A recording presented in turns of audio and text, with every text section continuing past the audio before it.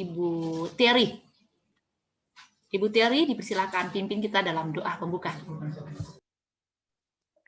Oke, mari kita berdoa. Bapa kami yang ada di dalam surga, terima kasih Tuhan sudah memeliharakan kami semua hingga sampai saat ini. Kami dalam keadaan sehat-sehat semua. Amin. Walaupun pandemi yang sedang merajalela di negara-negara tertentu. Ya Tuhan, kami mengucap syukur padamu karena kami diberikan kekuatan dan kesehatan untuk menjaga semua ini. Ya Tuhan, Amin. kami hanya serahkan kepadamu ya Tuhan. Apa yang terbaik buat kami harus lakukan dengan kehidupan kami di sini. Kiranya Tuhan memberikan pada Lady yang akan membawakan firman-Mu yang suci ya Tuhan, supaya kami dapat mengerti dan meresapkan apa yang Lady akan katakan kepada kami semua. Berikanlah kami roh-Mu yang suci Tuhan, supaya kami dapat mengerti.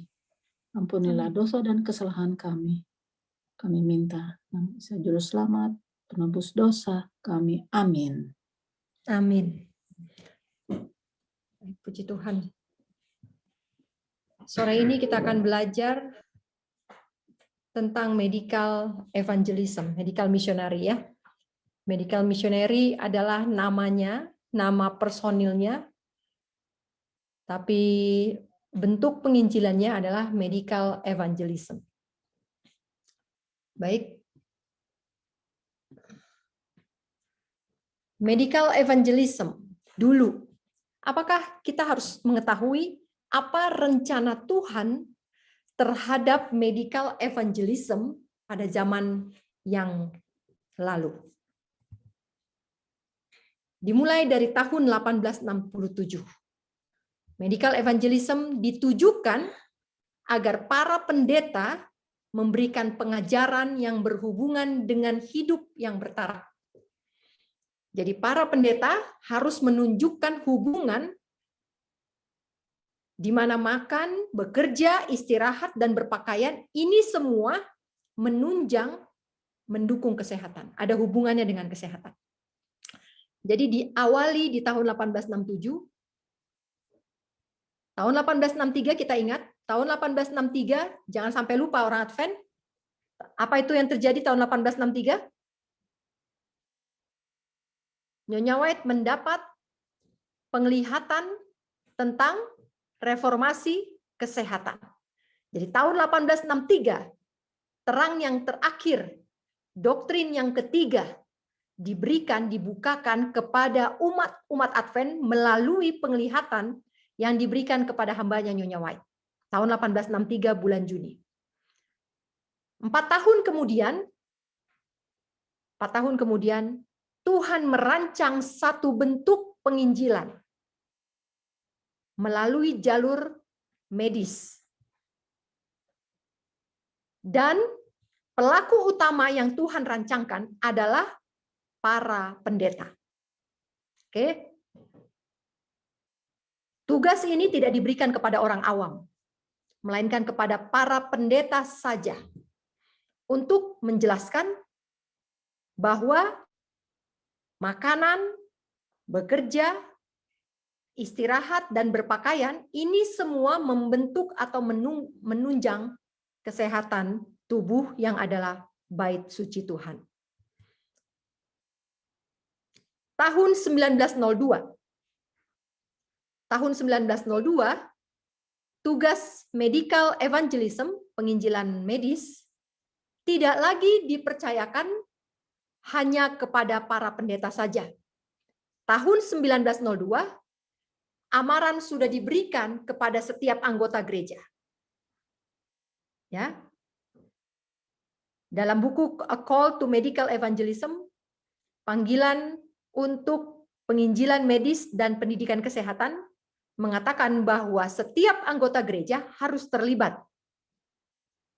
Nah, di sini bukan lagi pendetanya, tapi anggota jemaatnya harus terlibat. 5 tahun kemudian, Nyonya White menuliskan lagi bahwa pekerjaan medical missionaries masih berada dalam tahap dini. Kenapa? Karena hanya sebagian kecil saja yang mengetahui arti dari pekerjaan misioneris medis yang sejati. Kenapa? Karena rencana kerja Sang Juru Selamat belum diikuti. Karena uang Tuhan salah dipergunakan. Karena banyak pelatihan dibuka, tetapi pekerja-pekerja medis ini seharusnya menyebar, malahan mereka terpusat, berkumpul bersama, berdiam di beberapa tempat.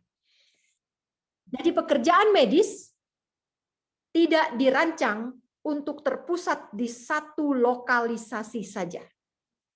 Pekerjaan medis dirancang Tuhan untuk menyebar ke semua tempat. Oke, jadi tahun 1907 penginjilan medis tidak mengalami kemajuan. Kenapa? Karena rencana kerjanya, desain awalnya tidak diikuti. Artinya pekerjaan medis dilakukan, tetapi menurut pengetahuan dan kebijaksanaan manusia. Oke, bagaimana dengan sekarang? Itu dulu, ya. Jadi awalnya adalah pekerjaan evangelisme medis adalah untuk dilakukan oleh pendeta. Kemudian berkembang, seluruh anggota jemaat diikut sertakan. Kemudian berkembang membuat pelatihan-pelatihan medis. Bagaimana dengan sekarang? Sekarang Kristus mendatangi orang-orang di tempat di mana mereka berada. Kristus menempatkan kebenaran-kebenaran yang agung mengenai kerajaannya di hadapan mereka. Jadi pada waktu Yesus ada di dunia ini, dia mendatangi orang-orang di tempat mereka. Dia ceritakan kebenaran itu di hadapan mereka. Bukan hanya itu saja, apalagi yang dia kerjakan, dia memberkati, dia menghibur, dia menyembuhkan yang sakit. Inilah pekerjaan kita sekarang. Tuhan mau agar kita meringankan kebutuhan orang-orang yang melarat. Kenapa sekarang ini tidak ada kuasa yang lebih nyata daripada waktu Yesus ada di dunia? Kita tahu bahwa waktu Yesus ada di dunia, kuasa-kuasa itu begitu nyata di depan mata. Kenapa sekarang tidak ada? Karena tingkat kerohanian sangat sedikit di antara orang-orang yang mengaku percaya kebenaran. Jadi orang-orang yang mengaku percaya kebenaran ternyata tidak hidup secara rohani. Itu sebabnya kuasanya sekarang tidak nyata. Bukan tidak ada, tapi tidak nyata. Oke. Sekarang pekerjaan misionaris medis adalah bagian dari penutupan pekerjaan Injil. Jadi saudara-saudara sekalian, pekerjaan misionaris medis ini akan berlangsung sampai pintu kasihan ditutup. Saudara-saudaraku, pekerjaan penginjilan ini bisa dilakukan dengan 3 cara. Yang pertama, berkhotbah. Yang kedua, buku-buku, literatur. Yang ketiga adalah medical missionary. Oke? 3 cara untuk penginjilan. Berkhotbah, preaching, ini akan berakhir lebih dulu. Jadi sebentar lagi kita akan menghadapi masa di mana khotbah-khotbah tidak bisa lagi didengar. Kalau tidak ada Zoom ini, apakah masih ada khotbah? Tidak, karena gereja-gereja sudah ditutup. Kemudian yang kedua adalah pelayanan Injil melalui buku-buku atau cetakan-cetakan, traktat. Ini juga akan berakhir ketika kota tidak lagi bisa didatangi atau sudah murka Tuhan sudah jatuh atas kota-kota besar. Ya. Khususnya ketika jual beli sudah dilarang, maka buku-buku pun tidak bisa lagi didistribusikan. Tetapi yang ketiga, pekerjaan medis, penginjilan medis, ini akan terus bisa berlangsung. ketika sudah tidak ada lagi podium untuk berkhotbah, ketika sudah tidak bisa lagi mengunjungi kota-kota karena murka Tuhan sudah tercurah atas kota-kota besar, pekerjaan misionaris medis akan mengambil tempat dan bagian sampai pekerjaan Injil ditutup. Itu sebabnya setiap orang yang mau ikut serta ambil bagian di dalam pekerjaan Injil sampai Yesus datang yang kedua kali, sampai pintu kasihan ditutup, harus memiliki kemampuan dan pengetahuan dalam hal misionaris, pelayanan medikal misionari. Bagaimana dengan nanti? Nanti, sementara agresi keagamaan menumbangkan kebebasan negara kita, mereka yang berdiri demi kebebasan nurani akan ditempatkan dalam posisi yang tidak menguntungkan. Jadi ketika penganiayaan nanti tiba, ketika hati nurani tidak bisa lagi memilih mana yang benar, mana yang salah, ya, seperti yang sekarang, tidak bisa memilih di beberapa tempat, tidak bisa memilih lagi mau vaksin atau tidak vaksin.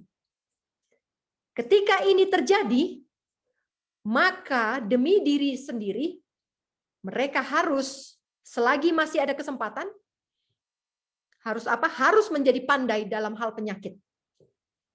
Harus pintar dalam hal penyakit. Harus pintar menganalisa atau mendiagnosa penyebabnya. Harus pintar dan mengetahui dalam hal pencegahan penyakit dan juga penyembuhannya. Setiap orang yang pintar dalam hal penyakit, yang pintar dalam hal diagnosa, yang pintar dalam pencegahan penyakit, yang pintar dalam penyembuhan penyakit, mereka ini akan terus punya ladang pekerjaan di mana saja. Jadi saudara-saudara, semua pekerjaan akan berhenti ya. Pekerjaan pendeta akan berhenti. Pekerjaan penginjilan buku-buku, percetakan buku-buku akan berhenti. Literatur evangelis akan berhenti. Tetapi medical missionary tidak akan berhenti. Sampai pintu kasihan ditutup. Ya. Akan ada orang-orang yang menderita. Kenapa? Karena orang-orang yang menderita akan semakin banyak menjelang penutupan sejarah dunia. Dan banyak dari mereka yang butuh pertolongan.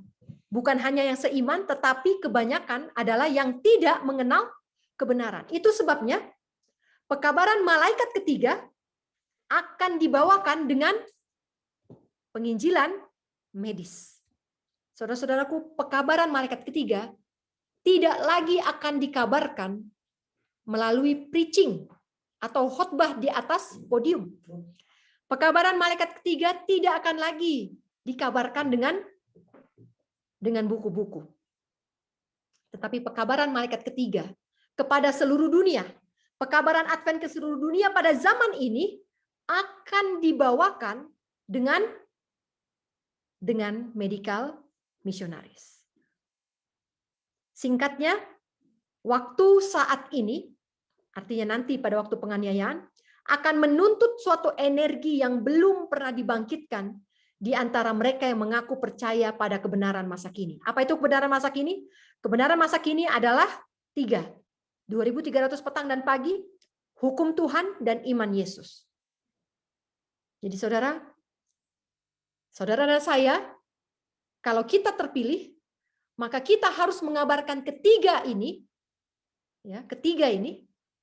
sambil melakukan pelayanan medikal.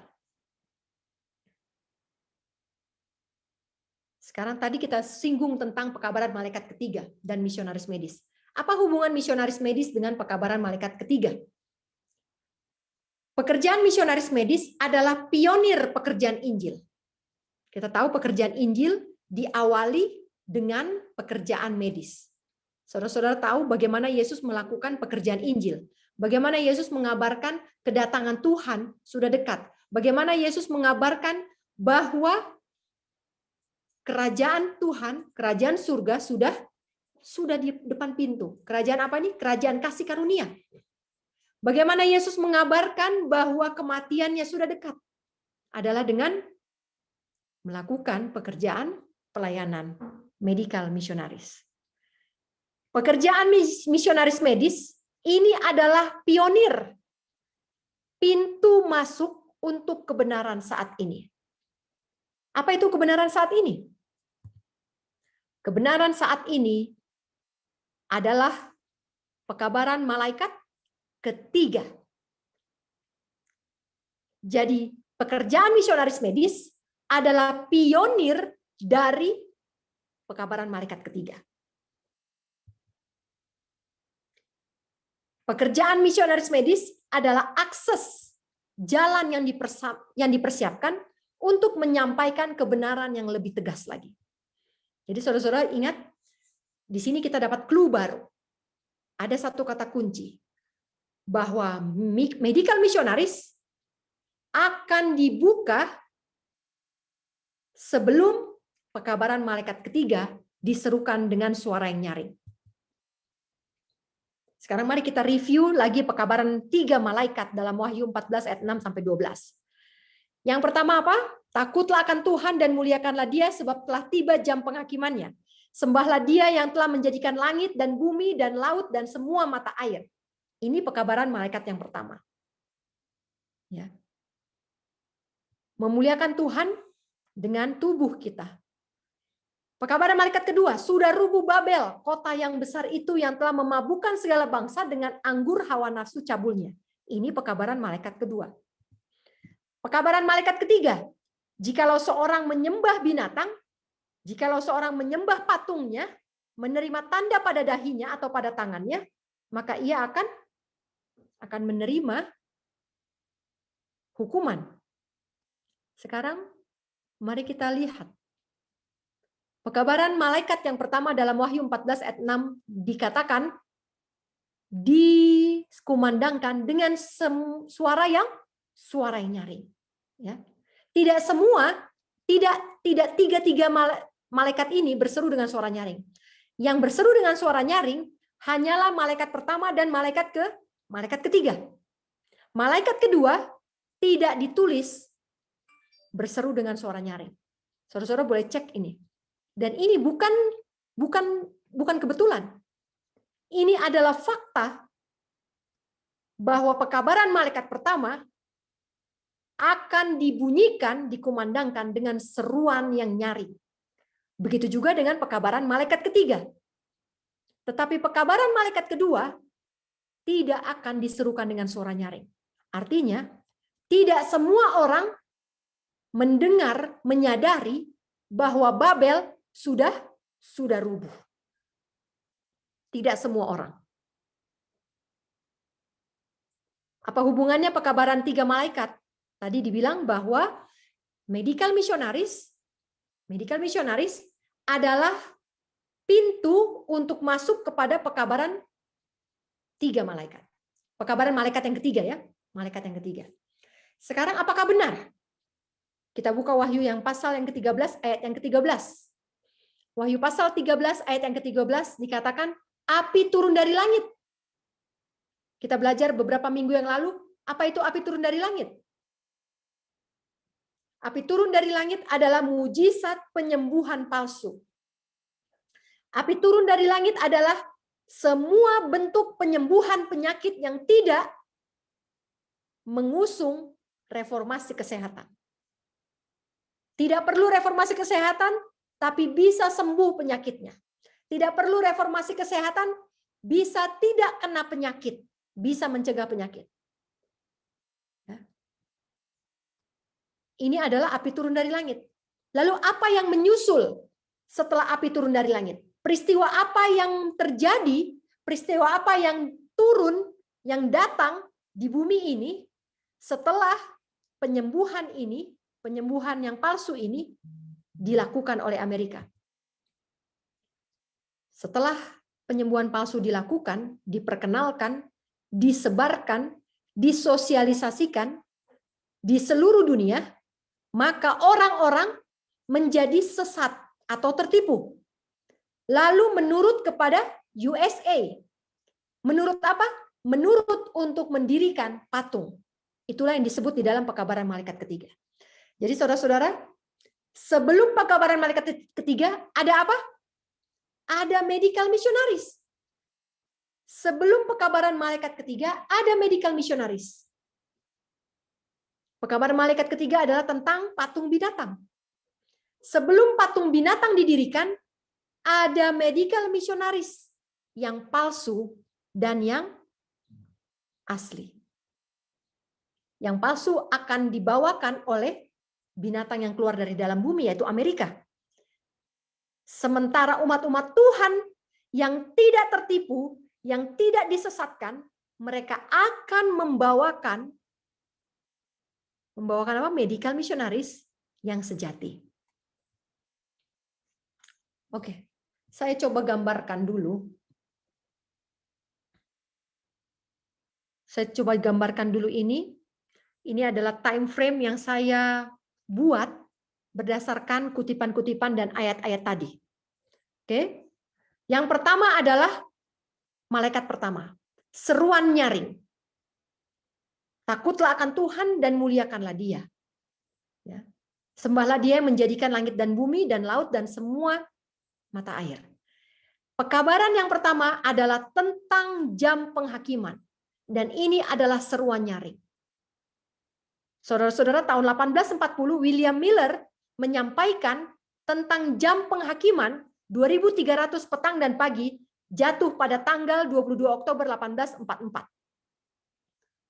Pengetahuan ini diserukan ke seluruh dunia, berpusat di Amerika dan diteruskan ke seluruh benua Eropa, dan semua manusia menyadari dan mendengar ini. Begitu juga dengan zaman kita. Pekabaran tentang jam penghakiman ini nyaring didengar. Nyaring didengar.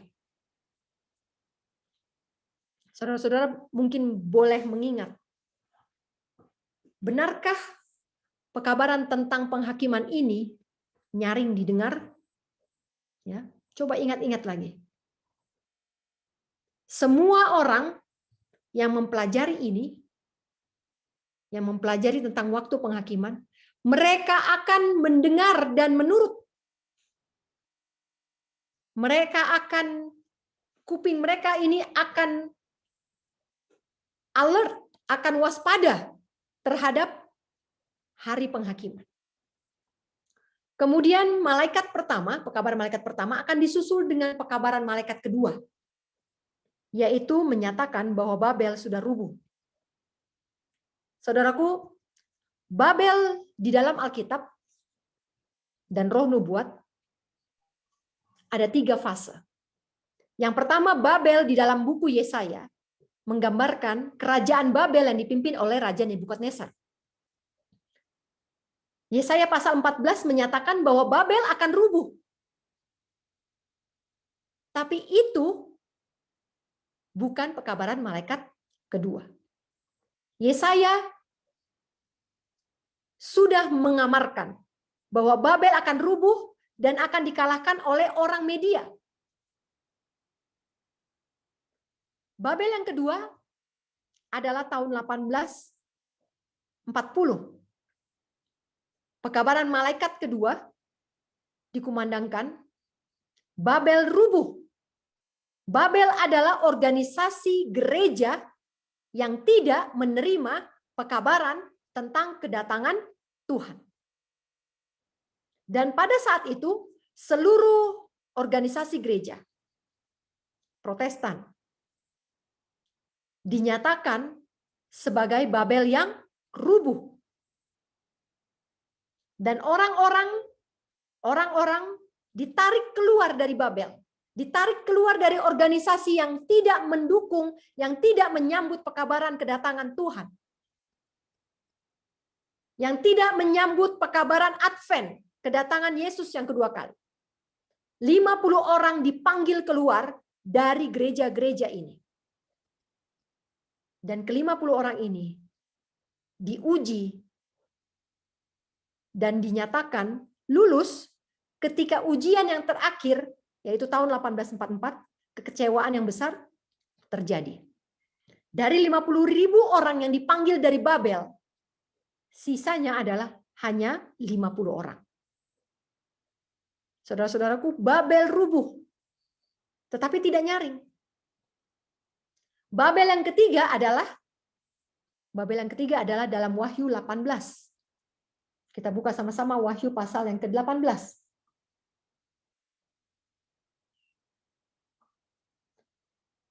Jatuhnya Babel.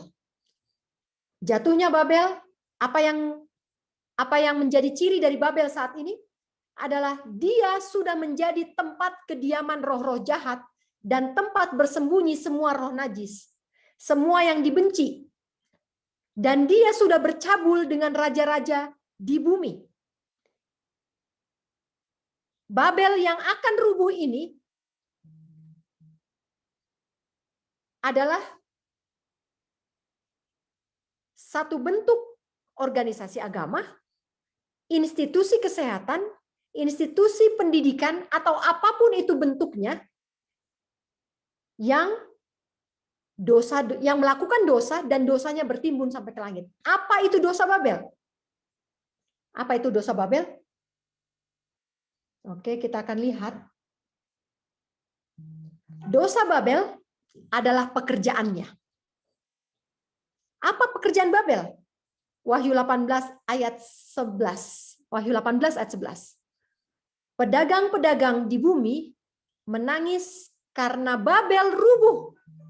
Kenapa? Karena Babel inilah yang membeli barang-barang dari mereka. Jadi Babel adalah satu bentuk institusi, lembaga, organisasi agama, ataupun organisasi politik, negara, atau apa saja yang membeli barang-barang dagangan dari pedagang-pedagang bumi. Apa saja barang-barang itu? Ayat 12. Barang-barangnya banyak sekali, di situ ada ditulis emas, perak, permata, mutiara, lenan halus, kain ungu, sutra, kain kermisi.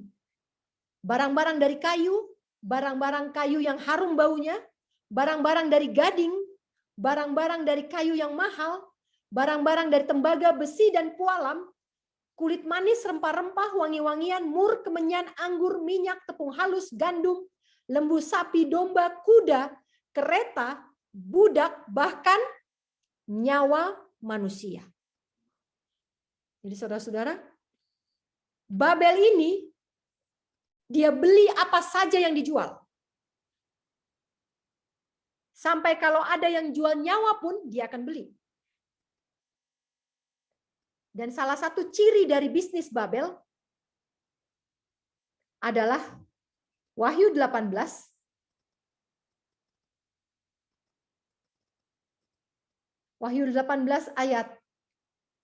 ayat 21 sampai 24. Khususnya di ayat 23. Ayat 23 bagian B. Karena pedagang-pedagangmu, tadi Babel memberi barang dari pedagang-pedagang. Apa saja barangnya? Barangnya apa saja termasuk nyawa manusia pun akan dibeli oleh Babel. Diperjelas lagi di dalam ayat 23 bagian B. Karena pedagang-pedagang yang menjual barang-barang itu adalah pembesar-pembesar di bumi. Jadi pedagang-pedagang yang jualan barang ke Babel adalah pembesar bumi. Dan oleh ilmu sihirnya, semua bangsa disesatkan. Oleh ilmu sihir Babel. Ilmu sihir adalah sorceries. Sorceries bahasa Inggris. Di dalam kamus bahasa Greka, sorceries artinya farmakia atau farmasi. Farmasi artinya adalah drug medication atau resep obat-obatan. Jadi saudara-saudara, Babel di dalam Wahyu, nubuatan Wahyu, adalah semua bentuk yang mengikat diri mereka dengan farmasi. Semua bentuk, baik itu negara, baik itu institusi agama, baik itu institusi pendidikan, baik itu pedagang pertanian, peternakan, apa saja yang menggunakan farmasi. Ini adalah Babel. Sekarang adakah yang tidak mengharuskan produk farmasi saat ini? Bagaimana dengan institusi pendidikan? Harus. Ya, vaksin adalah produk farmasi. Bagaimana dengan bidang pertanian? Pupuk kimia, racun, pestisida, semua ini adalah produk farmasi. Bagaimana dengan peternakan, hormon, segala macam produk-produk farmasi pun digunakan dalam industri peternakan ini. Bagaimana dengan makanan? Terlalu banyak yang harus disebutkan. Bagaimana dengan gereja saat ini? Juga mengharuskan kita untuk mengambil produk farmasi. Saudara-saudaraku, setelah kerubuhan Babel, malaikat kedua tidak nyaring, tersirat, hanya bisa diketahui oleh mereka yang belajar. Setelah ini, maka akan diadakan api turun dari langit. Api turun dari langit yaitu penyembuhan penyakit tanpa reformasi kesehatan. Setelah api turun dari langit, inilah yang akan memurnikan jemaat. Jemaat akan dimurnikan. Bagaimana caranya? Yang tetap percaya pada hukum dan perintah Tuhan, mereka akan dipisahkan dari orang-orang yang tidak percaya dan tidak menurut, yang meragu-ragu, yang meniadakan hukum dan perintah Tuhan. Dan selama ini terjadi, tidak terjadi satu kali, tetapi dalam kurun waktu tertentu, selama ini terjadi, maka pekerjaan misionaris medis sudah dibuka. Itu artinya, kalau pekerjaan misionaris medis sudah dibuka, maka kita menuju siap-siap masuk kepada seruan nyaring pekabaran malaikat ketiga. Kapan ini dimulai? Seruan nyaring pekabaran malaikat ketiga dimulai ketika jemaat yang murni sudah dipisahkan. Ketika jemaat yang murni sudah terpisah, maka jemaat yang murni inilah yang akan membawakan pekabaran malaikat ketiga di dalam dunia ini di bawah ancaman aniaya dengan seruan yang nyaring. Sesudah jemaat dimurnikan dengan reformasi kesehatan. Dengan pekabaran reformasi kesehatan. Jemaat ini dimurnikan dan tidak disesatkan oleh api turun dari langit. Karena mereka punya pengalaman iman dan punya pengetahuan tentang hukum dan perintah Tuhan. Jadi bukan hanya tahu hukum Tuhan, bukan hanya tahu perintah Tuhan, tapi sudah mengalami dan mempunyai pengalaman iman bagaimana menurut hukum dan perintah Tuhan. Yang tidak punya pengalaman, hanya tahu saja hukum dan perintah Tuhan, maka mereka tidak akan bisa dimurnikan. Ingat syarat untuk masuk ke dalam perjamuan kawin 10 anak darah, apa syaratnya? Yang pertama, lampu menyala. Yang kedua, punya cadangan minyak. Saudara-saudara, bukan hanya minyak dalam lampu itu yang harus ada, tetapi minyak yang ada di buli-buli yang terikat di pinggang gadis-gadis itu. Minyak yang sementara itu belum digunakan, tetapi itu dinilai penting dan dijadikan syarat untuk masuk ke dalam ruang perjamuan kawin anak domba. Setelah jemaat dimurnikan, sudah terpisah. Ini artinya sudah terpisah. Ya. Bukan lalang dan gandum lagi yang dipisah, tetapi gandum dan sekam yang dipisah. Ya, saudara-saudara, gandum dengan sekam. Kalau lalang dengan gandum ini sudah jauh lama dipisahkan. Lalang ditinggalkan di dalam ladang. Gandum dibawa ke lumbung. Tetapi di lumbung ini masih harus di-shaking lagi. Gandum-gandum ini harus dimurnikan lagi. Dipisahkan dari sekam. Dan gandum inilah yang dikatakan, yang dilambangkan jemaat yang dimurnikan. Ketika jemaat yang dimurnikan ini muncul, maka patung barulah didirikan.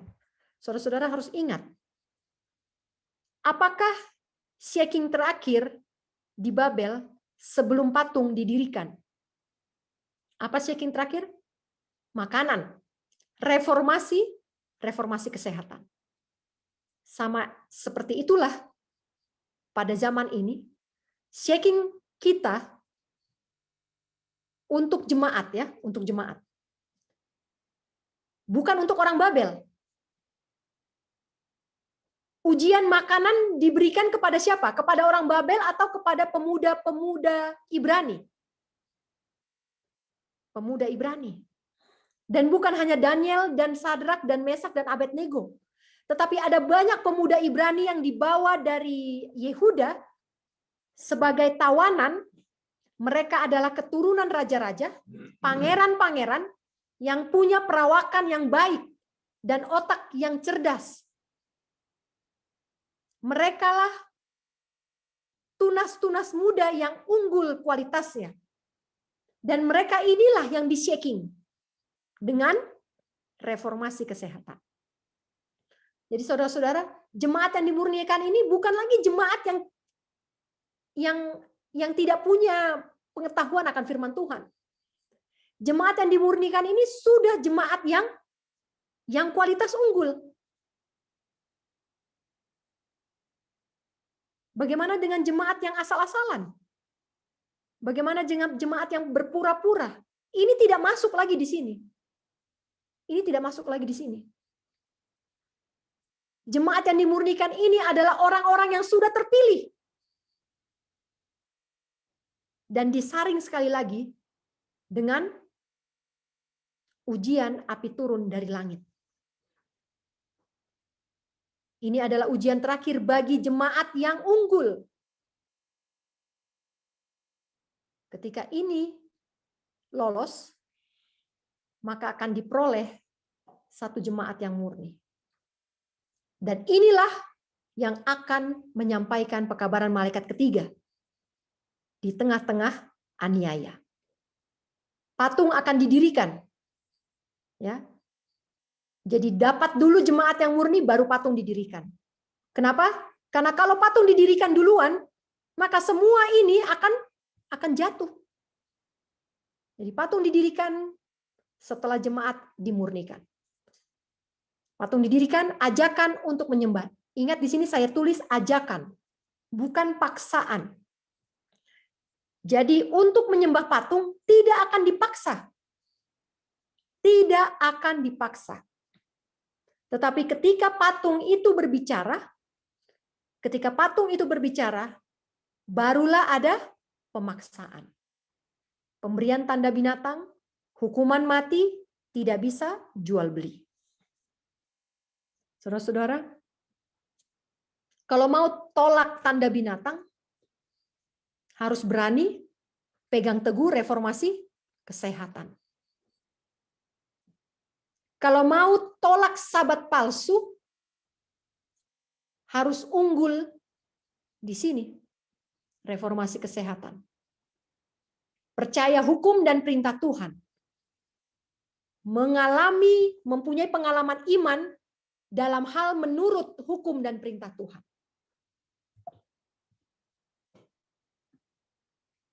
Oke, sekarang pertanyaannya. Siapa yang akan melakukan pekerjaan medikal misionaris? Mula-mulanya sama seperti teladan pengikut Kristus di Antiokhia. Mula-mulanya pekerjaan ini diberikan kepada para pekerja yang terpilih karena dedikasi dan talentanya. Ingat tahun 1867, pekerjaan medical evangelism diberikan kepada siapa? Kepada para pendeta. Tetapi kemudian adalah juga merupakan tujuannya agar anggota gereja yang tinggal di kota-kota menggunakan talenta yang diberikan Tuhan dalam bekerja untuk jiwa-jiwa. Sekarang pertanyaannya, ada kutipan ini berarti kita harus tinggal di kota. Berarti pendeta-pendeta harus ditempatkan di tempat-tempat yang padat populasi. Saudara, ini adalah rancangan mula-mula Tuhan, ya. Ini adalah rancangan mula-mula Tuhan. Tetapi saat ini tidak bisa lagi bekerja di kota. Jangankan pendeta.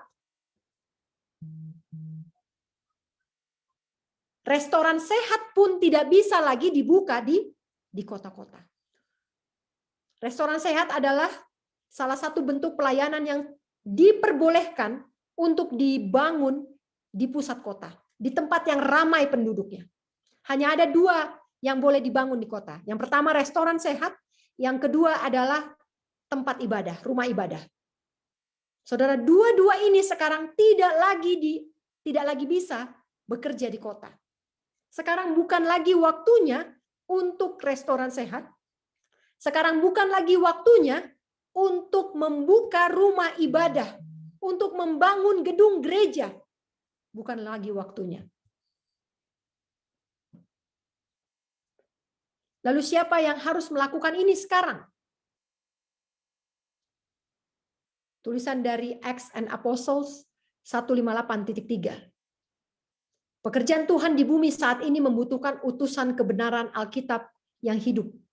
Para pendeta yang diurapi tidak sebanding jumlahnya dengan tugas untuk mengamarkan kota-kota besar. Kenapa? Apakah pekerjaan yang terlalu besar atau jumlah pendetanya yang terlalu sedikit? Kedua-duanya mengakibatkan jumlah pekerja tidak sebanding dengan jumlah tugas yang tersedia. Sehingga Tuhan merasa perlu untuk memanggil yang lain. Tuhan tidak bisa bekerja mengandalkan hanya pendeta saja. Itu sebabnya Tuhan memanggil juga dokter. Tuhan memanggil juga perawat. Tuhan memanggil juga kolportir. Tuhan memanggil juga pekerja Alkitab. Tuhan memanggil juga orang awam. Yang talentanya macam-macam. Yang talenta menyanyi pun Tuhan panggil. Yang talenta bertani pun Tuhan panggil. Yang talenta bukan medical missionaris pun Tuhan panggil. Asalkan ada 2 syaratnya. Yang pertama adalah punya pengetahuan tentang firman Tuhan. Dia punya kakidian. Lampunya menyala. Yang kedua adalah orang tersebut tahu kuasa karunia-Nya. Artinya, bagaimana tahu? Bagaimana bisa mengetahui kasih karunia Tuhan? Adalah karena mengalami sendiri kuasa itu. Karena mengalami sendiri kasih karunia itu. Jadi saudara-saudara, sekarang semua orang dipanggil. Kenapa? Karena jumlah pendeta tidak cukup. Tugas terlalu besar, terlalu banyak. Itu sebabnya Tuhan panggil semuanya. Yang penting punya 2 hal. Pengetahuan tentang firman Tuhan dan minyak. Pengalaman iman. Untuk apa mereka ini dipanggil? Adalah untuk memikirkan kebutuhan kota-kota yang sekarang ini belum diamarkan. Jadi setiap utusan harus bertindak agar kesempatan saat ini dapat digunakan dengan bijak. Para pendeta dipanggil. Apakah panggilan untuk para pendeta kita? Para pendeta harus belajar bagaimana cara memberikan perawatan yang sederhana. Para pendeta harus bekerja dengan cerdas sebagai penginjil misionaris medis. Jadi, tugas utama ini adalah untuk para pendeta. Tetapi Tuhan akhirnya membagi tugas ini kepada orang awam juga. Siapa lagi yang Tuhan panggil? Para penjual buku. Orang-orang yang melakukan penyebaran buku-buku, tulisan-tulisan roh nubuat, harus siap untuk bekerja dalam bidang misionaris medis. Saudara-saudara, siapa yang pernah menjadi canvasser? Siapa yang sedang bekerja melalui buku-buku roh nubuat? Penyebaran buku-buku. Harus punya skill misionaris medis.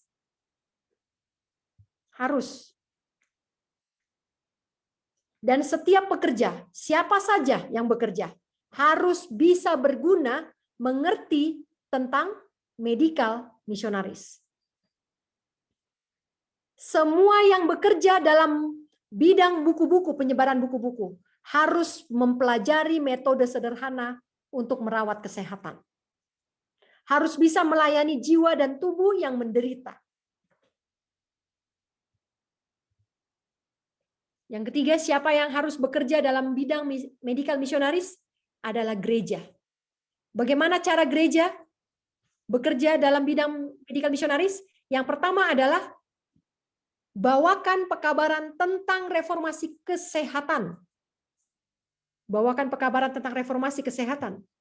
Yang kedua adalah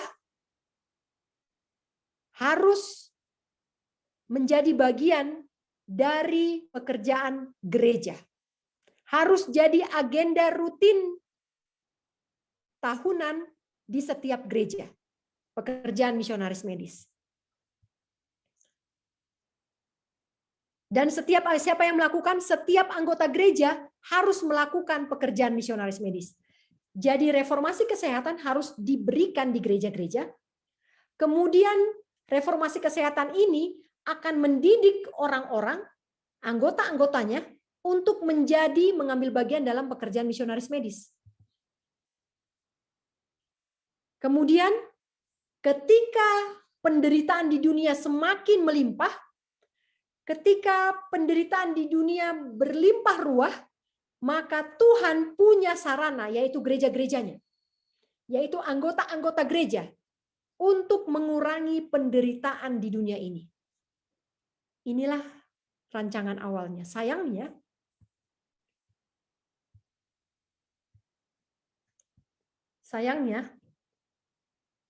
pekerjaan ini tidak dilakukan oleh gereja-gereja.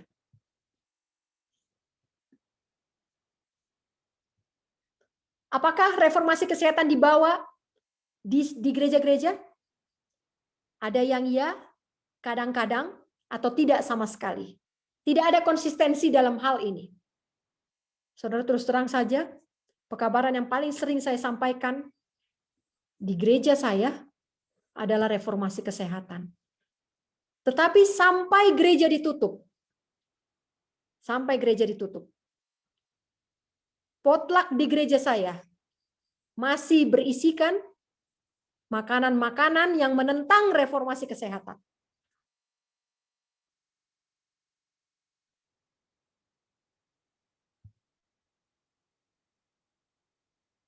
Bagaimana mungkin gereja yang seperti itu bisa mendidik anggotanya menjadi misionaris medis? Lalu ketika penderitaan di dunia ini meluap, bagaimana mungkin gereja-gereja yang tidak mengusung reformasi kesehatan dapat digunakan Tuhan untuk mengurangi penderitaan di dunia ini? Nggak bisa. Itu sebabnya Ronu buat buku CME, A Call to Medical Evangelism, mengatakan bahwa tahun 1907,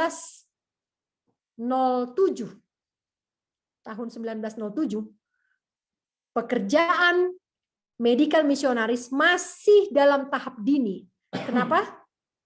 Karena manusia, umat-umat Tuhan yang mengaku memegang, percaya kepada kebenaran, mereka tidak melakukan pekerjaan medical missionaries sesuai dengan rancangan Tuhan. Ini akibatnya.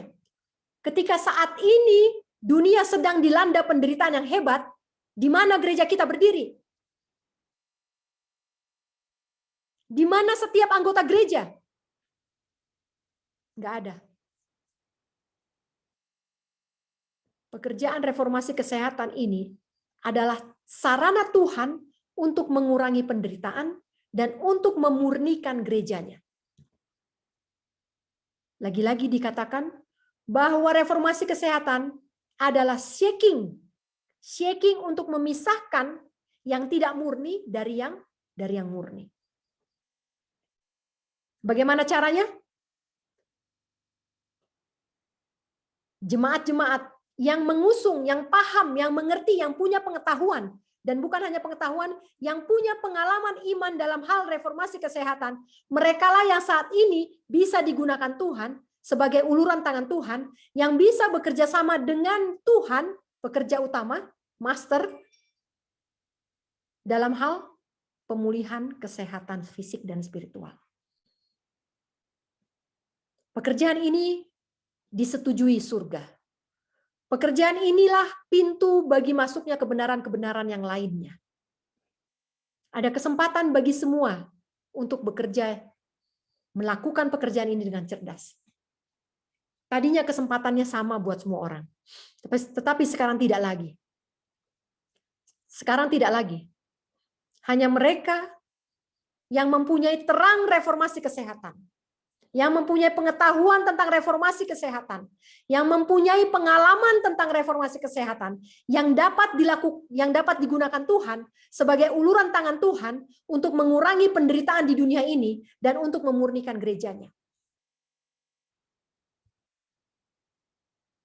Saudara-saudaraku, sekarang ini kita dihadapkan dengan dunia dalam kegelapan tengah malam.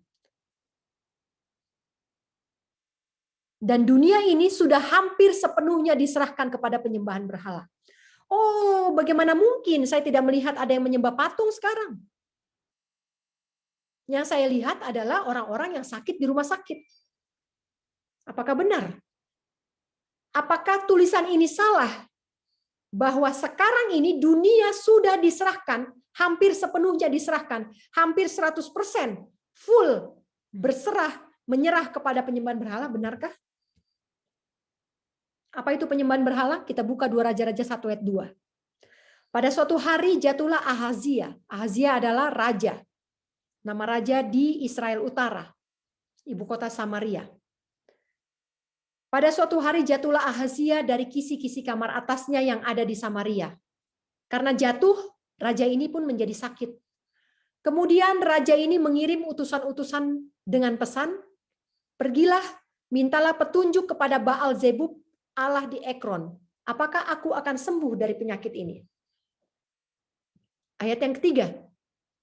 Tetapi berfirmanlah malaikat Tuhan kepada Elia orang Tisbe itu. Bangunlah, berangkatlah menemui utusan Raja Samaria. Ini perkataan Tuhan.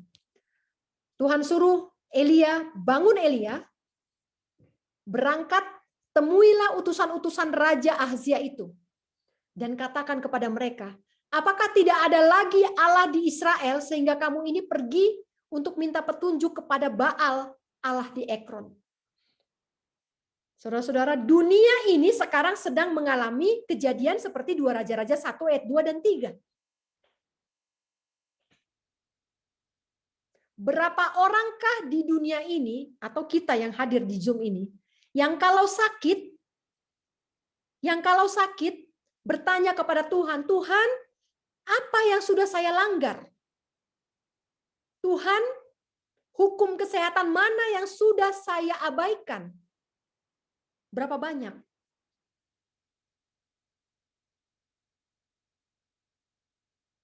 Orang-orang yang sakit sekarang ini kemana? Mereka kalau sakit bertanya kepada Tuhan, berkaca kepada hukum Tuhan, atau langsung pergi ke rumah sakit. Lalu tanya sama dokter, saya ini sakit apa? Bagaimana supaya saya sembuh? Inilah penyembahan berhala. Kejatuhan Israel, kejatuhan Samaria terjadi saat ini di dunia kita yang sedang pesakitan ini. Yang sedang sekarat ini.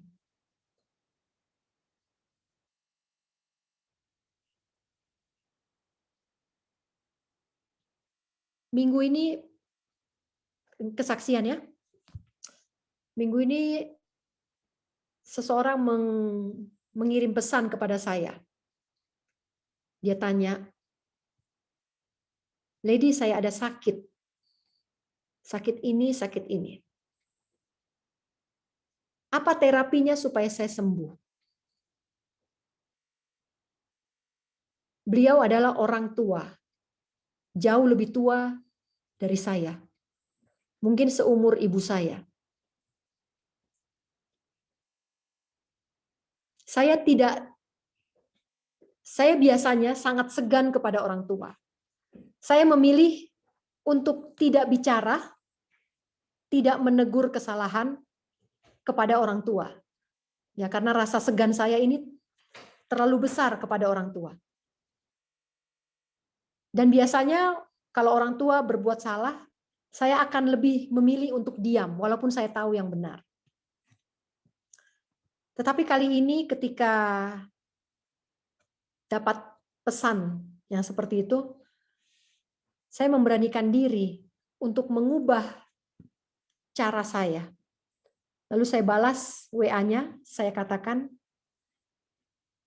coba periksa dulu hukum kesehatan mana yang sudah dilanggar. Lalu saya kirimkan 33 prinsip kesehatan. Yang nomor berapa yang sudah dilanggar? Kalau sudah tahu, nanti WA Lady lagi ya. Saya bilang seperti itu. Lalu tidak ada jawaban. Ada rasa sedikit khawatir, aduh jangan-jangan saya tidak sopan kepada orang tua, sakit, malah saya suruh periksa diri dulu, koreksi dulu salahnya apa. Tapi saya tidak bisa lagi berpura-pura untuk memberikan terapi, untuk memberikan masukan, memberikan bagaimana caranya untuk bisa sembuh. Sekarang bukan lagi waktunya untuk menyembuhkan, kecuali sudah menyadari kesalahan. Tetapi puji Tuhan hari ini, 3 hari ini saya merasa galau sekali. Ya, saya merasa galau sekali. Apakah saya sudah lancang? Apakah saya sudah tidak sopan kepada orang tua? Tapi hari ini dia datang lagi dan WA saya lagi. Dia katakan, Lady, saya langgar nomor sekian dan nomor sekian. Hukum kesehatan ini saya langgar. Hukum kesehatan yang ini saya langgar. Hukum kesehatan yang ini saya langgar. Lalu saya balas, puji Tuhan. Puji Tuhan karena sudah tahu apa kesalahannya. Sekarang datang sama Tuhan, kasih tahu saya sudah langgar ini, dan ini. Lalu minta kuasa dari Tuhan untuk tidak ulangi lagi pelanggaran itu. Dan coba latih diri untuk tidak melanggar lagi selama 21 hari. Setelah 21 hari, kalau sakitnya masih ada, WA Lady lagi ya. Saya bilang seperti itu. Inilah saudara-saudara, ketika kita sakit, jangan langsung lari kepada penyembahan berhala. Memangnya sudah tidak ada lagi Alkitab, memang sudah tidak ada lagi Roh Nubuat, buku-buku yang bisa dibaca untuk kita mengetahui apa penyebab penyakit saya.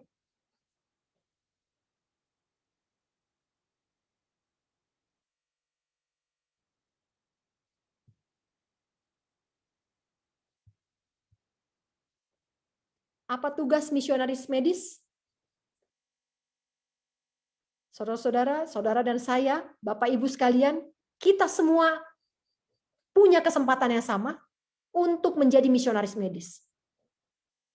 Tetapi bagi yang belum mempraktikkan hukum kesehatan, reformasi kesehatan, bagi yang belum pernah mempraktikkan, sekarang masih ada waktu.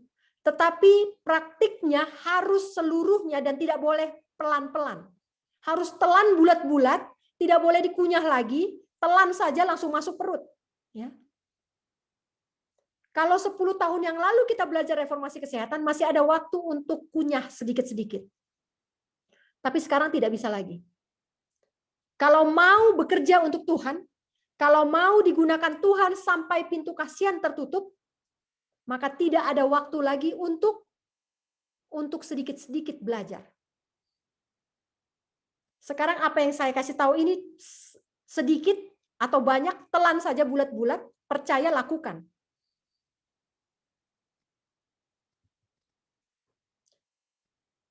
Yang kedua adalah tugas misionaris medis adalah melakukan simple treatment. Saya tidak akan jelaskan di sini sekarang simple treatment. Nanti di akhir dari slide ini, Bapak Ibu akan tahu. Yang ketiga adalah menyembuhkan penyakit fisik dan rohani. Yang keempat adalah menyatakan prinsip-prinsip reformasi kesehatan. Ada 33 prinsip ya. Ada 33 prinsip reformasi kesehatan. Harus dinyatakan oleh orang-orang yang mau bekerja sebagai misionari medis. Tugasnya yang kelima adalah untuk melatih orang-orang melakukan prinsip-prinsip yang tadi. Jadi bukan cuman diajarkan, tapi dilatih orang untuk bisa melakukannya. Kemudian tugas misionaris medis adalah membawa buku-buku yang membahas reformasi kesehatan dan petunjuk kesehatan kepada orang-orang. Canvassing. Canvassing khusus untuk cetakan-cetakan kesehatan. Di mana misionaris medis dilakukan? Misionaris medis, penyembuhan penyakit adalah kehendak Tuhan supaya sanatorium didirikan di luar kota. Saudara-saudara, misionaris medis dilakukan di kota besar. Tetapi orang-orang yang sakit ini harus ditempatkan di luar kota.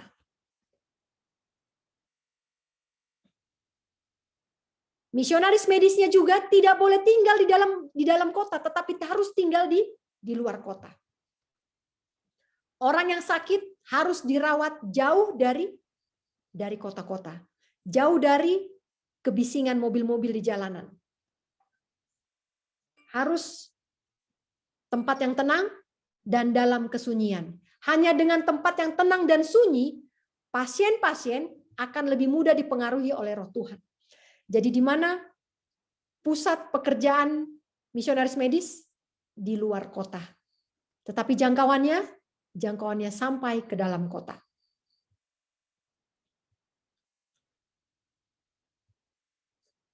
Misionaris medis haruslah dilakukan oleh orang-orang yang menjadi peniru Kristus. Bahasa Inggrisnya lebih bagus ini. Christ imitator. Dia harus menjadi imitasinya Kristus, tiruannya Kristus. Dan meniru Kristus, menjadi tiruan Kristus adalah 10 kali lebih sulit bila tinggal di kota. Jadi untuk menjadi misionaris medis, harus keluar dari kota. Harus keluar dari kota. Orang-orang yang keluar dari kota, bukan berarti langsung bisa jadi misionaris medis. Saudara, saya sangat sedih mendengar orang-orang kota yang keluar dari kota, lalu pergi country living, langsung bikin sanitarium. Bikin rumah 1, bikin sanitarium 1. Langsung katakan bahwa sudah dibuka sanitarium. Saudara-saudara, bagaimana mungkin baru keluar dari kota, bangun sanitarium dalam 3 bulan jadi? Sementara syarat untuk menjadi misionaris medis, dia harus serupa dengan Kristus.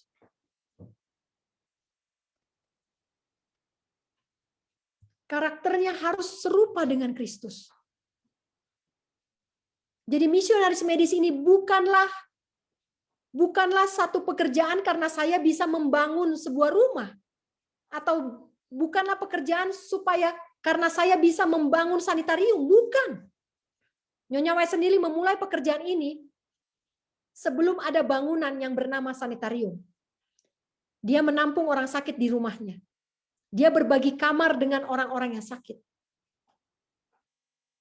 Dia menyiapkan satu kamar khusus untuk menerima tamu yang sakit.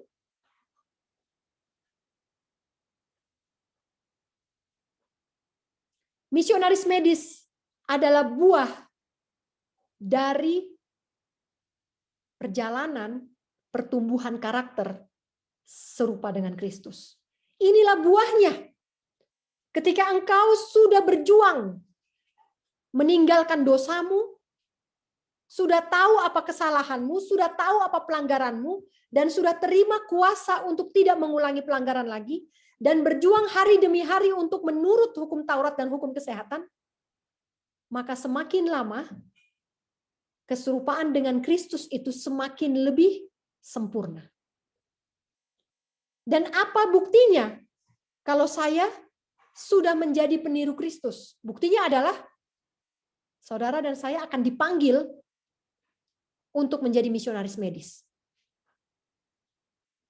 Juru selamat dunia ini, Yesus, lebih banyak menghabiskan waktunya untuk menyembuhkan penyakit daripada berkhotbah.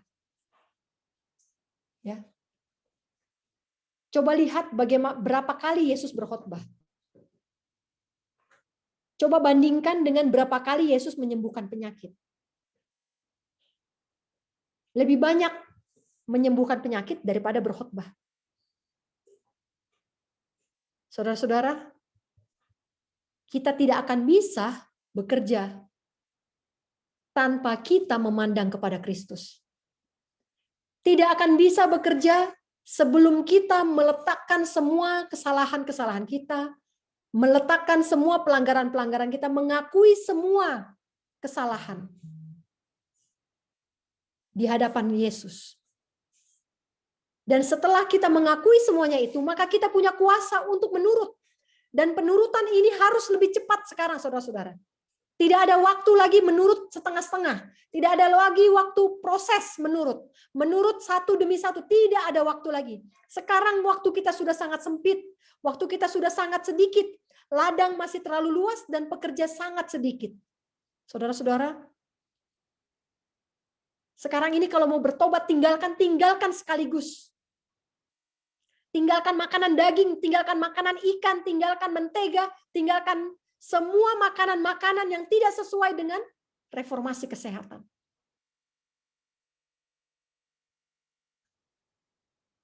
Minggu depan saya akan bawakan 19 bahan makanan yang tidak boleh dimasukkan ke dalam tubuh. 19. Minggu depan. Pelajaran minggu ini adalah dasar bagi mereka yang mau digunakan Tuhan sebagai misionaris medis. Harus mengerti reformasi, harus melakukan reformasi.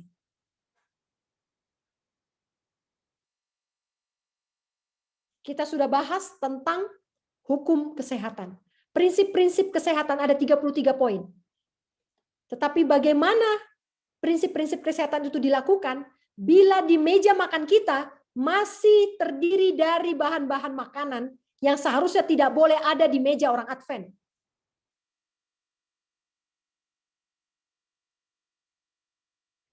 Saudara-saudara yang masih makan roti.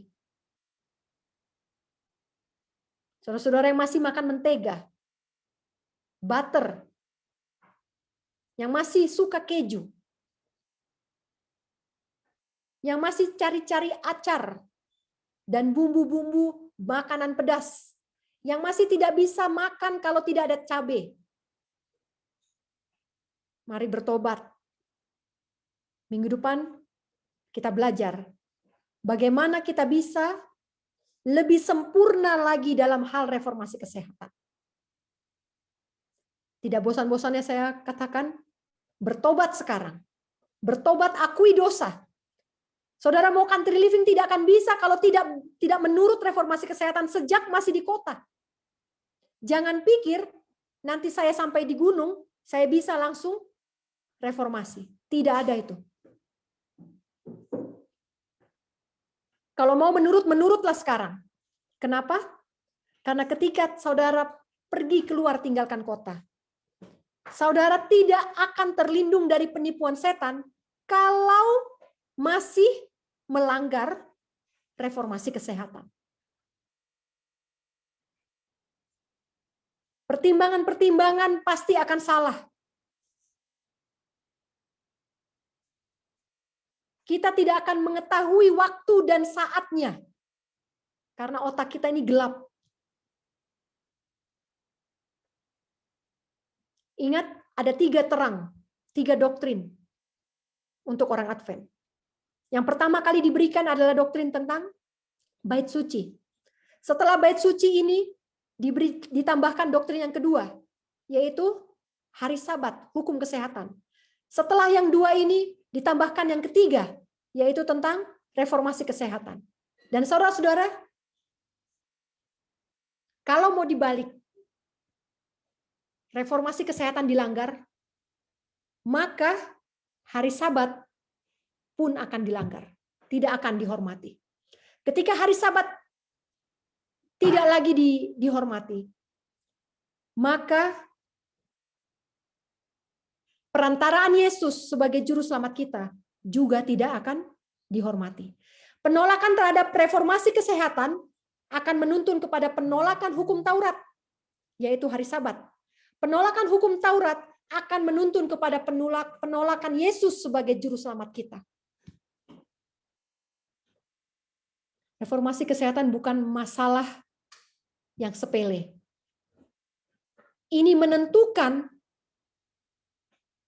siapa yang akan kita tolak. Setan atau Yesus yang kita tolak.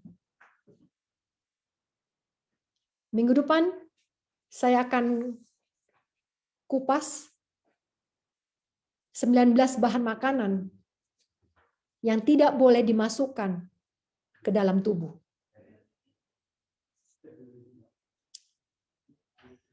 Kalau ada pertanyaan mengenai pelajaran misionaris medis, saya persilahkan.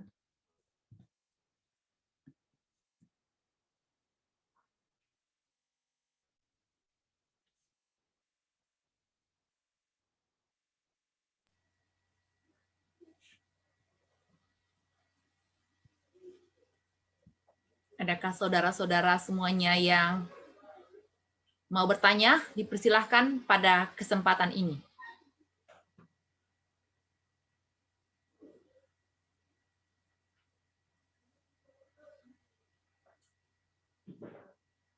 Pelajaran kita ini, Kak, pelajaran tingkat tinggi ya. Kalau kita sekarang ini sudah istilahnya kuliah padat ya, seperti Kakak bilang tadi, ya. Kuliah padat, semua yang didengar pelan bulat-bulat, nggak bisa lagi dikunyah-kunyah ya, nggak bisa lagi. Nggak ada waktu lagi untuk kunyah. Kalaupun keras, ditelan aja. Sambil minum sedikit-sedikit supaya nggak keselak. Karena waktunya sudah sangat singkat ya untuk mempraktekkan semuanya. Ya. Tapi dengan kuasa Tuhan bisa. Amin. Kita bisa. Ya. Kenapa saya bilang bisa? Karena kedatangan Yesus yang pertama, kedatangan Yesus yang kedua akan sama dengan kedatangan Yesus yang pertama. Kedatangan Yesus yang pertama disambut sama dua kelompok. Yang pertama gembala, yang kedua orang Majus. Orang Majus membutuhkan waktu bertahun-tahun untuk mempersiapkan diri menyambut kedatangan Yesus, menyambut juru selamat. Itu sebabnya mereka menemui Yesus tidak lagi di kandang domba, tetapi sudah di rumah. Sudah usia 2 tahun Yesus, kira-kira 2 tahun. Tetapi gembala-gembala ini, kelompok yang pertama, gembala-gembala di padang, mereka menerima pekabaran Yesus lahir, dan seketika itu juga berangkat langsung, gak ada persiapan. Jadi saya yakin kedatangan Yesus yang kedua pun ada 2 kelompok manusia. Yang pertama bisa belajar bertahun-tahun. Ya saya puji Tuhan, saya punya kesempatan 11 tahun untuk melatih reformasi kesehatan dan medical missionaries. Tetapi saudara-saudara jangan patah semangat, jangan kecil hati. Saudara harus ingat bahwa gembala-gembala di padang itu juga menerima pekabaran malam itu, langsung malam itu juga berangkat. Mereka mungkin tidak punya persiapan kado yang indah, hadiah yang indah. Bisa mempersiapkan menabung dulu untuk membeli minyak, mur, kemenyan, dan emas. Nggak bisa. Tetapi dengan apa yang ada saat itu, mereka terima pekabaran malaikat, mereka sambut, mereka tinggalkan pekerjaan mereka, mereka pergi cari bayi Yesus. Jadi saya yakin iman-iman seperti gembala ini banyak sekarang ini. Jangan putus asa. Yang penting itu tadi yang saya bilang. Sekarang waktunya adalah lakukan saja, ya. Tidak ada waktu lagi untuk bertimbang sekarang. Lakukan saja. Kalau Tuhan bilang seperti itu, lakukan saja.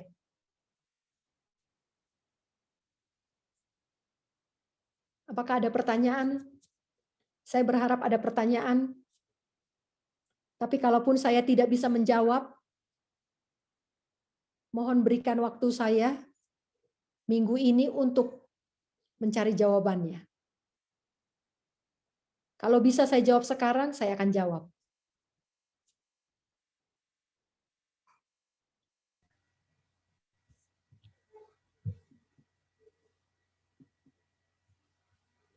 Pertanyaan dari saya, Kak. Ya, Mengenai reformasi kesehatan ini tadi, apakah ini untuk spesial untuk kita orang Advent yang diberikan Tuhan? Iya, ya. Ya. Berarti teman-teman kita yang di luar kandang yang akan bergabung di detik-detik terakhir, mereka tidak reformasi kesehatan, Kak, ya? Seperti gembala tadi mungkin ya. Mereka sudah melakukan. Mereka melakukan, tapi bukan kita ini beda ya, kita ini beda. Jadi orang-orang yang di luar kandang, mereka sudah melakukan iman itu sebelum mereka mengetahui kebenaran ini. Mereka sudah melakukan itu. Karena kita tahu sekarang reformasi kesehatan bukan lagi kaki diannya orang Advent. Ini bukan lagi kaki dian orang Advent, ini sudah kaki dian orang luar. Sekarang siapa pelopor naturopati? Kemana orang-orang Advent ini? Orang-orang Advent yang sekarang ini jago dalam bidang pengobatan alami, kemana mereka sekolah? Apakah mereka tamatan dari Andrews? Tidak. Mereka tamatan dari sekolah luar. Beberapa teman-teman juga mengambil kuliah lagi naturopati di UK. Bukan sekolah Advent. Jadi memang reformasi kesehatan ini originalnya adalah terang untuk orang Advent. Tetapi karena sudah tidak dilakukan, makanya sekarang praktisi-praktisi reformasi kesehatan bukan dari orang Advent.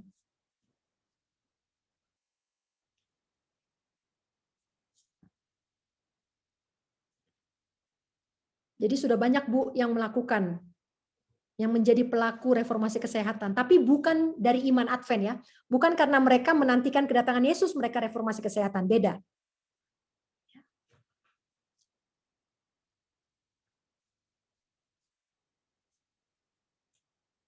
Oke, terima kasih Kak Lady. Mungkin ada dari teman-teman, saudara-saudara kami semuanya, sebelum kita mendengarkan closing statement dari pembicara kita.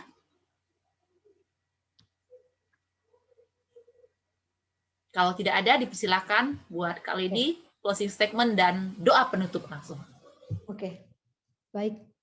Bapak, Ibu, Saudara-saudara sekalian, pekerjaan misionaris medis, pekerjaan reformasi kesehatan akan terus sampai pintu kasihan ditutup.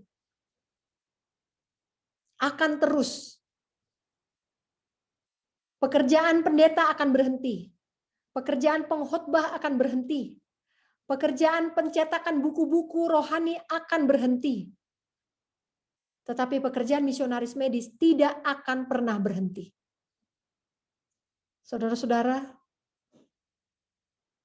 terlalu banyak orang yang menderita sekarang ini. Saya katakan sekali lagi, dunia kita ini sedang sekarat. Terlalu banyak orang yang harus ditolong. Saudara-saudara, saya tidak sedang mencari simpati ya, tapi saya hanya bersaksi. Saat ini saya menampung orang, keluarga yang memang dalam kondisi yang harus dirawat. Dan hari ini juga saya menerima telepon. Ada orang, ibu janda, yang tidak punya uang, sakit dan tidak bisa ditolong.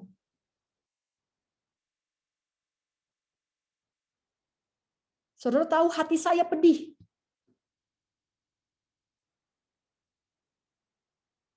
Tidak ada yang bisa saya suruh untuk menjangkau dia di kota. Bahkan teman-teman saya, alumni 1000 misionaris pun tidak punya pengalaman rohani, tidak punya pengalaman iman, bagaimana untuk menjalankan medical misionaris. Hati saya ingin membawa dia ke rumah. Tapi rumah kami kecil.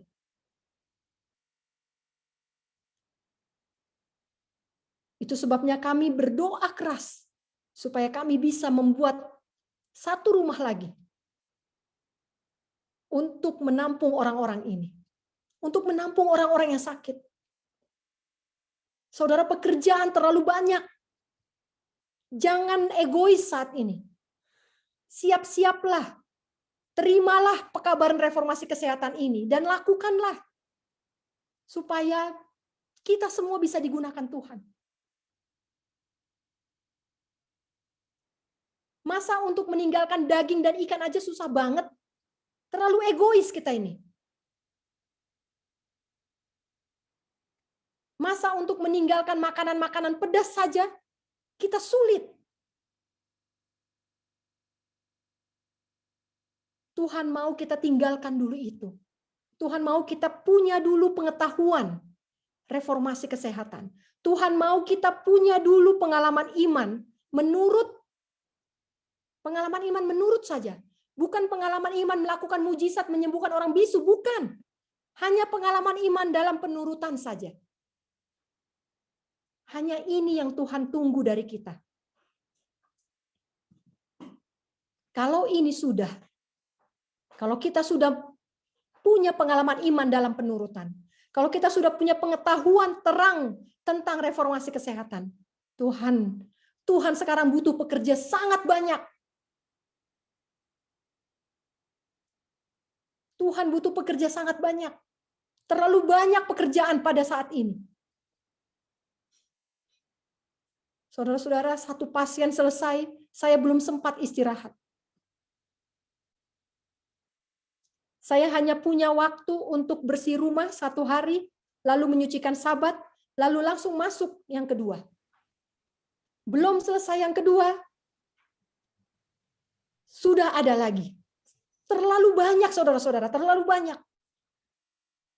Mari bergabung dalam barisan tentara-tentara Tuhan untuk menjadi juru kabar, pembawa kabar baik di dunia yang sedang sekarat ini. Kiranya Tuhan memampukan kita. Saya bawa ini dalam nama Yesus, kita berdoa. Ya Bapa dalam surga, kami mohon Tuhan, saat ini Tuhan bekerja di dalam hati setiap anggota-anggota jemaat yang saat ini tersebar. Tuhan, saat ini Tuhan, dunia ini sedang sekarat. Seharusnya gereja-gereja sudah menjadi alat Tuhan dan utusan Tuhan untuk mengurangi penderitaan di dunia ini. Tetapi Tuhan, ampuni kami. Gereja kami sudah gagal Tuhan memenuhi misi yang Tuhan sudah rancangkan bagi kami. Ampuni kami orang berdosa Tuhan. Saat ini Tuhan, sekiranya masih ada kesempatan bagi keluarga-keluarga, orang-orang awam yang memiliki pengetahuan sederhana, orang-orang awam yang mau menurut dan mau memiliki pengalaman iman dalam penurutan hukum kesehatan. Sekiranya masih ada kesempatan untuk kami Tuhan. Ini kami, utuslah kami. Bapa dalam surga, kasihanilah dunia kami yang sedang sekarat ini Tuhan. Dan kami, umat-umat Tuhan yang saat ini masih mementingkan selera, masih mementingkan pemanjaan diri, masih mementingkan kenyamanan pribadi, mohon Mohon Tuhan tegur kami, supaya kami mau masuk ke dalam barisan tentara Tuhan. Bapa dalam surga, pekerjaan terlalu banyak, namun pekerjaannya sedikit. Pendeta-pendeta yang Tuhan tadinya rancang untuk menjadi medical missionaries, saat ini terlalu sedikit untuk tugas ini Tuhan. Dan Tuhan panggil kami, dokter, perawat, para penjual buku, para pekerja Alkitab, dan orang awam sekalipun seperti hamba-Mu, dan juga hamba-hamba Tuhan yang lain dimanapun mereka berada. Tuhan, Engkau sudah panggil kami. Engkau sudah berikan panggilan itu pada sore hari ini. Bantu kami untuk menurut. Minggu depan kami akan belajar. Makanan-makanan apa yang tidak boleh ada di atas meja makan kami. Bapa dalam surga, tidak ada waktu lagi untuk berpikir. Tidak ada waktu lagi untuk bertanya Tuhan. Sekarang waktunya hanya untuk menurut saja. Karena kami harus mengakhiri sejarah dosa dunia ini. Terima kasih ya Bapa. Terima kasih untuk belas kasihan Tuhan sampai saat ini, sampai hari ini. Tuhan masih perpanjang. Tolong kami orang berdosa, kuatkan kami. Di dalam nama Yesus kami berdoa dan mengucap syukur. Amin. Amin. Amin. Terima kasih buat pembicara kita, Kak Lady Malau. Tuhan memberkati kakak, keluarga, dan pelayanan, memberikan kekuatan sehingga dapat melayani, dan doakan kami terus supaya kami juga bisa menjadi orang-orang yang akan bergabung di dalam hal missionaries medical. Terima kasih buat kita semuanya yang hadir di sini. Sampai jumpa Senin depan, jam dan waktu yang sama, dengan judul yang sangat menarik. Biarlah itu semuanya akan membawa kita lebih dekat kepada Tuhan. Tuhan memberkati kita, sampai jumpa minggu depan. Terima kasih, Lady. Terima kasih. Bu Pendeta. Terima kasih. Sama-sama, Ibu. Terima kasih. Terima kasih Kak Lady.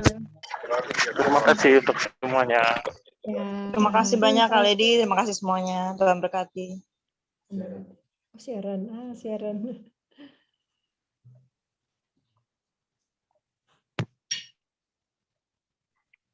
Terima kasih Kak Lady. Terima kasih Bu Pendeta. Terima kasih.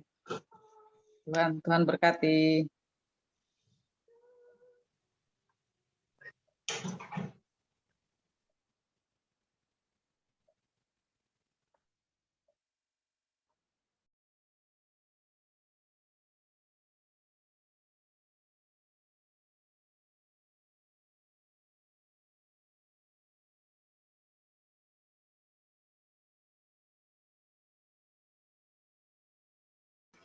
Terima kasih Pak Turana. Siap. Sampai Izin jumpa. ditutup. Sampai jumpa minggu depan. Izin ditutup ya.